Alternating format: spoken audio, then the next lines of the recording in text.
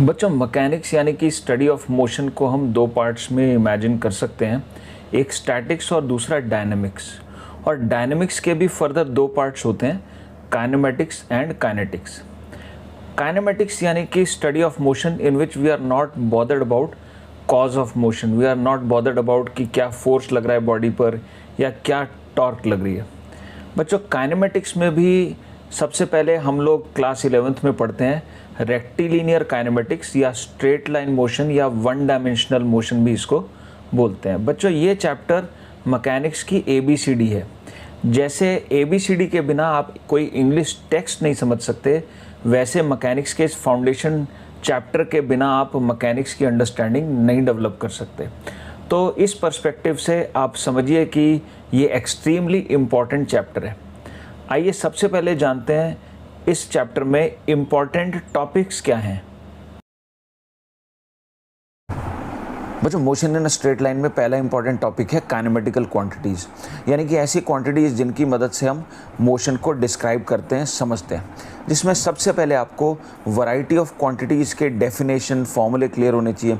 जैसे डिस्टेंस का क्या मतलब होता है, डिस्प्लेसमेंट क्या होता है, एवरेज स्पीड क्या होता है, एवरेज वेलोसिटी क्या होता है, इसकी डायरेक्शन क्या होती है, देन स्पीड हो गया, velocity, then acceleration and rate of change of acceleration, जिसे हम जर्क भी बोलते हैं।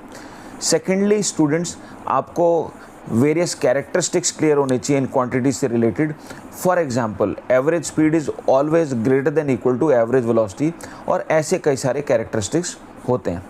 बच्चों, सेकंड इंपॉर्टेंट टॉपिक है नॉन यूनिफॉर्मली एक्सेलरेटेड मोशन, यानी कि ऐसा मोशन जिसमें एक्सेलरेशन तो है लेकिन वो किसी पैरामीटर पर, जैसे कि स्पीड, टाइम, पोजीशन वगैरह पर डिपेंडेंट है। फॉर एग्जांपल, एक कार रोड पर जा रही है और उसकी एक्सेलरेशन उसकी वेलोसिटी पर निर्भर है, या फिर एक पर्सन स्ट्रेट लाइन में मूव कर रहा है और उसकी वेलोसिटी पोजीशन पर डिपेंडेंट है। बच्चों, सबसे पहली चीज़ इसमें समझने वाली ये है कि आपको इक्वेशन बेस्ड क्वेश्चंस इस टॉपिक में यूजुअली देखने को मिलेंगे। देन सेकंड इम्पॉर्टेंट पॉइंट इसमें समझने वाला ये है कि जो ये इक्वेशंस हैं, इनसे जो भी आपको सॉल्व करना होगा उसके लिए आपको डिफरेंशिएशन, इंटीग्रेशन की टेक्निक्स यूज़ करनी होंगी, यानी कि आपकी कैलकुलस पर कमांड अच्छी होनी चाहिए। बच्चों, third important topic motion in a straight line का है यूनिफॉर्मली एक्सेलरेटेड मोशन, यानी कि ऐसा मोशन जिसमें एक्सेलरेशन कांस्टेंट है। इसमें बच्चों सबसे पहले आपको 3 इक्वेशंस ऑफ मोशन क्लियर होनी चाहिए, यानी कि v = u + at, s = ut + ½ at square, v² - u² = 2s। इसमें इन्वॉल्व डिफरेंट पैरामीटर्स के मतलब पता होना चाहिए, जैसे s का मतलब डिस्प्लेसमेंट होता है, ना कि distance, and so on. Then secondly, आपको इन इक्वेशंस को यूज़ करते हुए साइन कन्वेंशन क्लियर होनी चाहिए कि अगर कोई ऑब्जेक्ट रिटार्ड कर रही है, स्पीड डाउन कर रही है, तो उसकी एक्सेलरेशन वेलोसिटी के ऑपोजिट है, तो नेगेटिव साइन के साथ सब्स्टिट्यूट करना है, अदरवाइज कैलकुलेशन में मिस्टेक हो सकती है। बच्चों, नेक्स्ट इसमें आपको वैरायटी ऑफ प्रॉब्लम्स प्रैक्टिस होनी चाहिए, जिसमें एटलीस्ट स्पीडिंग अप वाला case, then next speeding down वाले प्रॉब्लम्स। फॉर एग्जांपल, एक कार की ब्रेकिंग पर वो रिटार्ड करती है और स्टॉपिंग डिस्टेंस निकालना है, या फिर एक बुलेट है जो एक ब्लॉक के अंदर पेनिट्रेट कर रही है, कितना मैक्सिमम पेनिट्रेशन होगा ये फाइंड आउट करना है। देन बच्चों, आपको speeding up plus speeding down वाले cases, for example train station A से चलती है, पहले स्पीड अप करती है और फिर रिटार्ड करते हुए स्टेशन B पर रुक जाती है, और ट्रेन की मैक्सिमम वेलोसिटी एक्वायर्ड या फिर time of journey given that हमें of course acceleration retardation problem में दी हुई हैं, ये हमें फाइंड आउट करना है। तो इस तरह की प्रॉब्लम्स आपको प्रैक्टिस होनी चाहिए। देन नेक्स्ट वैरायटी चेजिंग वाली, जिसमें एक बॉडी दूसरी बॉडी को चेज कर रही है, या मल्टी बॉडी प्रॉब्लम्स जो होती हैं, उस तरह की प्रॉब्लम्स का प्रैक्टिस करना आपको बहुत ज़रूरी हो जाता है। बच्चों, फोर्थ इंपॉर्टेंट टॉपिक है मोशन अंडर ग्रेविटी, जो कि यूनिफॉर्मली एक्सेलरेटेड मोशन का एक स्पेशल केस है, जिसमें फर्दर एटलीस्ट ये 5 केसेस आपको मालूम होने चाहिए। फर्स्ट केस है कि जिसमें ग्राउंड से एक पर्सन एक बॉल को ऊपर की तरफ फेंकता है, बॉल ऊपर की तरफ जाती है, यानी कि एसेंट करती है, मैक्सिमम हाइट तक पहुंच के फिर नीचे आती है, डिसेंट करती है। तो एसेंट में कितना टाइम लगेगा, डिसेंट में कितना टाइम लगेगा, टोटल टाइम ऑफ जर्नी जिसे हम टाइम ऑफ फ्लाइट बोलते हैं, ये क्या होगा, बॉल की मैक्सिमम हाइट क्या होगी, बॉल आखिरी 1 सेकंड के एसेंड में कितना डिस्प्लेस करेगी या डिसेंट के पहले सेकंड में क्या डिस्प्लेसमेंट होगी, जो कि हम डिस्प्लेसमेंट इन nth सेकंड के फॉर्मूले से, जो कि होता है Sn = u + a/2 2n-1, इससे कैलकुलेट कर सकते हैं। फिर बॉल किसी भी जनरल लोकेशन को ऊपर जाते हुए नीचे आते हुए जो क्रॉस करेगी, यदि वो टाइम इंस्टेंट्स t1 t2 हैं तो इनका sum total time of flight के बराबर होता है। इस तरह की बेसिक चीज़ें आपको मालूम होनी चाहिए बच्चों इस केस में। देन नेक्स्ट केस 2 है प्रोजेक्शन या ड्रॉपिंग फ्रॉम हाइट। तो एक टावर से या बिल्डिंग से, सपोज फर्स्ट सिचुएशन है कि आपने एक बॉल को ड्रॉप कर दिया, सेकंड है कि एक बॉल को नीचे की तरफ यू स्पीड से थ्रो कर दिया, और थर्ड सिचुएशन है सेम बिल्डिंग से एक तीसरी बॉल को आपने ऊपर की तरफ सेम स्पीड से प्रोजेक्ट कर दिया।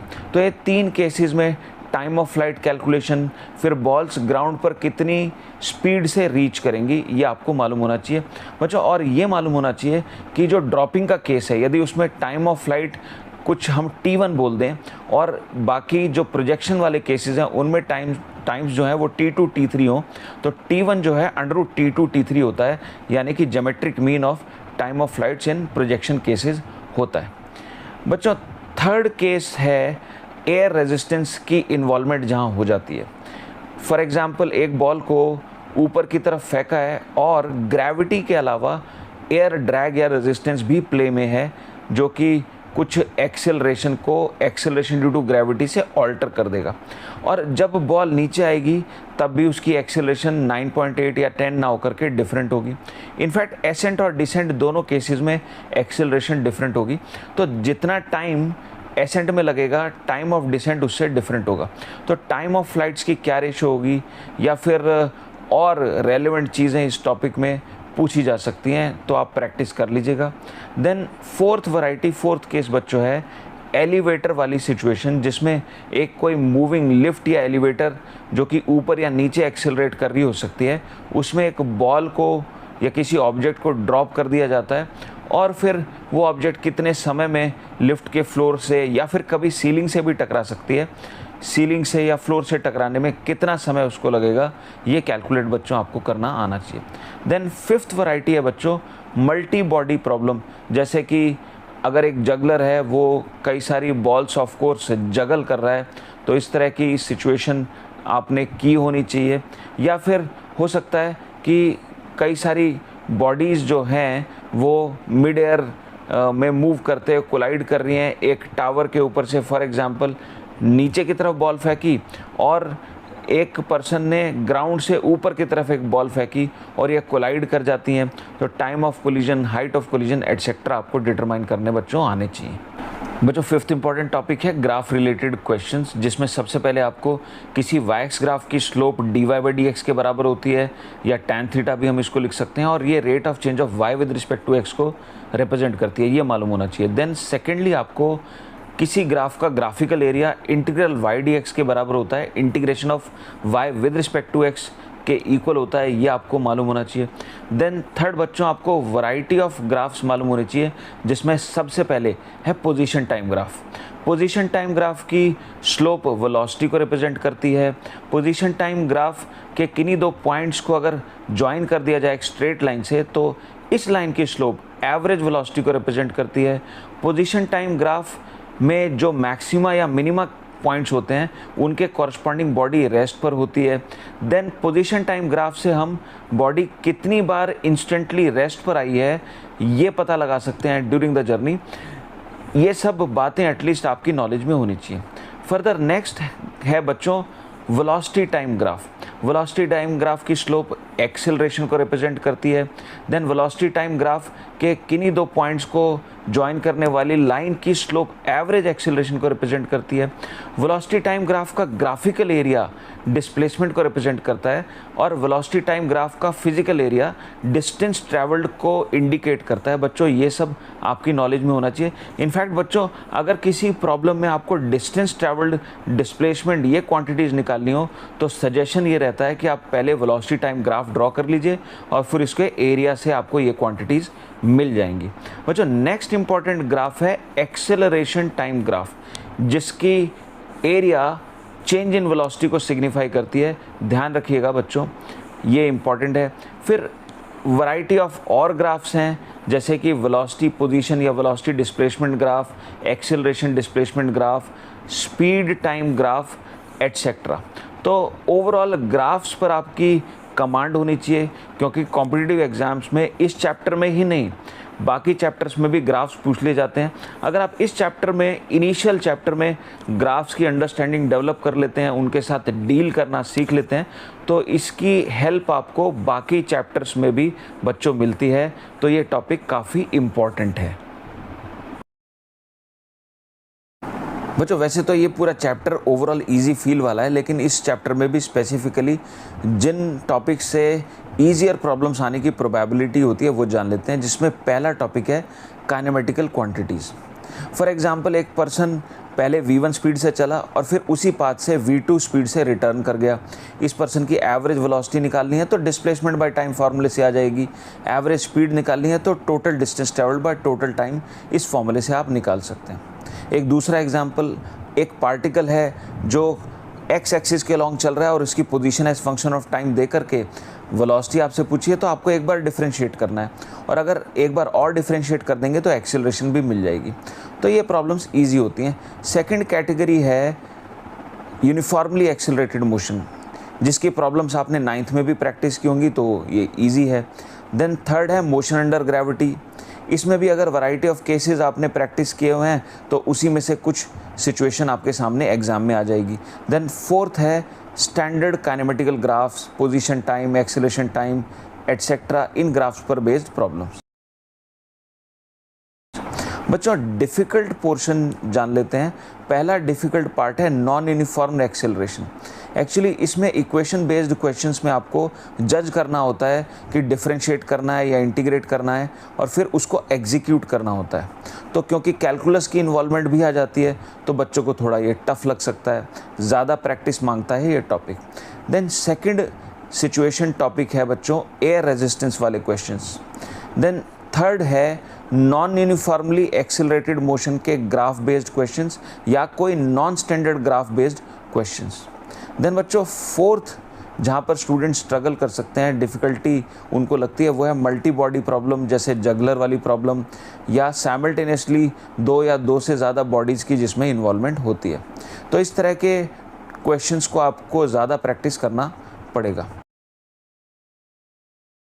बच्चों, नेक्स्ट समझ लेते हैं इस टॉपिक में कमांड के लिए प्री रिक्विजिट्स क्या हैं। बच्चों, पहला प्री रिक्विजिट है बेसिक मैथमेटिक्स, यानी कि एल्जेब्रा, ट्रिग्नोमेट्री, ज्योमेट्री, इन सब की अच्छी नॉलेज। देन सेकंड है स्केलर्स एंड वेक्टर्स पर कमांड, जिसमें कौन सी क्वांटिटी स्केलर है, कौन सी वेक्टर है, अगर वेक्टर है तो उस क्वांटिटी की क्या डायरेक्शन है। फिर vector algebra, addition, subtraction, product, इनकी अच्छी नॉलेज। देन थर्ड रिक्वायरमेंट है बच्चों कैलकुलस, यानी कि डिफरेंशिएशन, इंटीग्रेशन के रूल्स क्लियर होना, इनके फॉर्मूलों पर कमांड होना। और फाइनल जो रिक्वायरमेंट है वह है ग्राफ्स की इनसाइट्स, यानी कि ग्राफ की स्लोप, एरिया क्या क्या रिप्रेजेंट करते हैं, कैसे कैलकुलेट किए जा सकते हैं। बच्चों, नेक्स्ट समझ लेते हैं इस टॉपिक की पास्ट ईयर की वेटेजेस क्या रही हैं। बच्चों, नीट पर्सपेक्टिव से motion in a straight line कितना इंपॉर्टेंट है ये समझने के लिए पास्ट 5 ईयर्स में इस टॉपिक की वेटेजेस जान लेते हैं। ईयर 23 में इस टॉपिक से 3 problems have been asked, 22-21 in both the years 2 problems have been asked. Year 20 में only 1 problem was asked from this topic, and year 19 में 2 problems were asked from this topic. Overall 5 years में देखें तो 10 problems have been asked from this chapter which have been of moderate difficulty level. बच्चों, आप भी अपने exam में on an average 2 problems इस टॉपिक से एक्सपेक्ट कर सकते हैं। बच्चों, मोशन इन स्ट्रेट लाइन या रेक्टिलिनियर मोशन में कमांड के लिए आप ये स्ट्रेटजी फॉलो कर सकते हैं।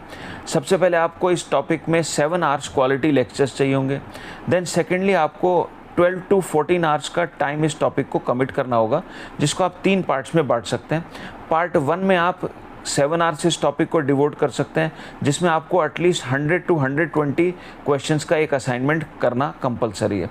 देन पार्ट 2 में रिवीजन के दौरान आप अगेन 3 to 4 आवर्स इस टॉपिक को दीजिए, जिसमें 2 आवर्स का एक टेस्ट दीजिए जो कि ईजी टू मॉडरेट प्रॉब्लम्स का मिक्स होना चाहिए। देन बच्चों, थर्ड पार्ट में एग्जाम से पहले another 3 hours you can give to the topic, जिसमें एटलीस्ट 1 आवर का एक टफ लेवल का टेस्ट आपको देना कंपलसरी हो जाता है। बच्चों अगर आप ये स्टेप्स फॉलो करते हैं तो रेक्टिलिनियर मोशन में आप इनफ कॉन्फिडेंस एक्वायर कर सकते हैं। और बच्चों मेरी बात ध्यान रखिएगा, इस चैप्टर को मैकेनिक्स का डोरवे कहा जाता है।